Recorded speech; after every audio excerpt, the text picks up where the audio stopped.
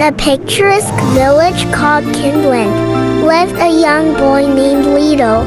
The village was known for its colorful houses and lush gardens. The people of Kindland always greeted each other with po and opo, showing their deep respect and kindness. In a small village surrounded by a mysterious forest, young Lito loved listening to stories about magic and wonder. One sunny day, while playing near his grandma's garden, Lito overheard his mom and grandma talking quietly. They were chatting about the magical forest nearby, where fairies were rumored to live among sparkling ponds and ancient trees.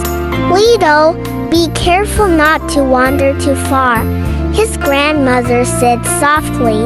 "The forest holds many mysteries." Lito's eyes widened with curiosity as he listened intently. He couldn't resist the allure of the unknown.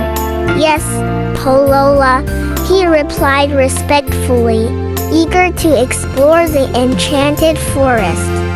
Excited by what he heard, Lito gathered his best friend, Miguel. With big smiles and adventurous spirits, they planned to explore the magical forest. They were eager to discover if the stories they heard were true, giggling with excitement as they set off on their adventure. "Let's find out what's really out there, Miguel," Lito exclaimed with a grin. "I bet it's amazing." Deep in the heart of the forest, Lito and Miguel met Mang Kuneho, a wise old turtle with a shell full of ancient patterns. Mang Kuneho shared tales of fairies and told them about a special pond where wishes could come true if you were kind and brave. "Ah, young adventurers," Mang Kuneho chuckled softly. "The forest hides many secrets, but only the pure of heart can uncover its true magic." Lito and Miguel listened with awe, hanging on to every word of the wise old turtle. They knew their journey was just beginning. As they ventured deeper into the forest, Lito spotted a shimmering figure, a young girl who seemed to glow with magic. Little did Lito know, she was a fairy who was curious about the brave boys exploring her forest. With a playful grin, she asked, "Why?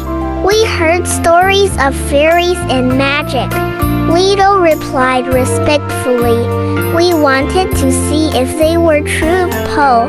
The fairy's eyes twinkled with amusement.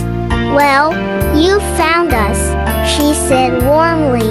"Welcome to our forest, young adventurers." Guided by Mang Kuneho's ancient wisdom, Lito and Miguel continued deeper into the forest. They saw trees that whispered secrets and animals that seemed to dance. Each step filled them with wonder and joy. "Isn't this incredible, Miguel?" Lito whispered in amazement as they walked. "I never imagined the forest could be so magical."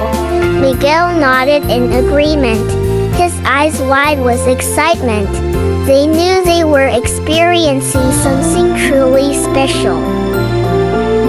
As they wandered through the forest, they stumbled upon a hidden clearing filled with colors and scents they had never seen before. It was a magical garden where fairies played and danced among flowers that seemed to glow. Lito and Miguel watched quietly, amazed by the beauty around them. "This is like something out of a storybook," Miguel whispered in disbelief. Lito nodded, his heart overflowing with wonder. "It's even more magical than I imagined." Meanwhile, back in their village, Lito's mom and little brother were worried. They set off to find him and were relieved when they finally spotted him in the magical garden, surrounded by fairies. They hugged him tightly, happy to have him safe and sound. "Oh, Lito!" his mom exclaimed with tears of joy. "We were so worried." "Thank goodness you're okay." Lito hugged his mom back, feeling grateful to be back in her loving embrace. "I'm sorry, Po Mama," he said sincerely, "but I had to see the magic for myself." Unbeknownst to Lito and his family, the fairy girl who had met them in the forest followed them home. She watched from afar, fascinated by the love and laughter that filled Lito's home. They truly cared for each other, the fairy mused to herself, touched by the bond between Lito and his family. It's a magic all its own. Lito's family and friends gathered. They shared stories and laughter, enjoying a feast of delicious food. To everyone's surprise, the fairy girl joined them, adding her own magic to the celebration. "We're so glad you could join us," Lito's grandma said warmly to the fairy. "You've brought even more magic to our gathering." The fairy smiled gratefully, feeling accepted and appreciated in Lito's home. On the next day, Lito's friends gathered around him, smiling proudly.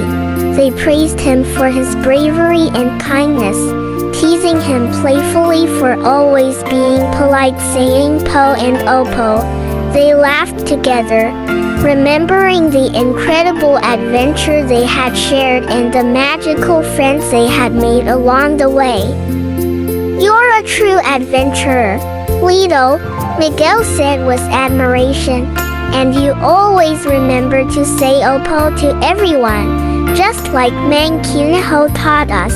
Lito blushed with happiness, feeling grateful for his friends and the unforgettable journey they had taken together. Kindness, respect, and curiosity can lead to amazing adventures and friendships. Always be curious and kind, because you never know what magical adventures and friends you'll discover along the way. Remember to say po and opo to show respect and kindness to everyone you meet.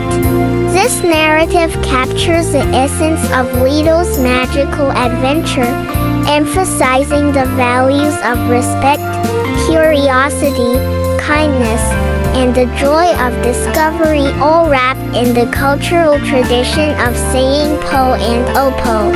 Po and opo are used by Filipinos to answer their elders as a sign of respect.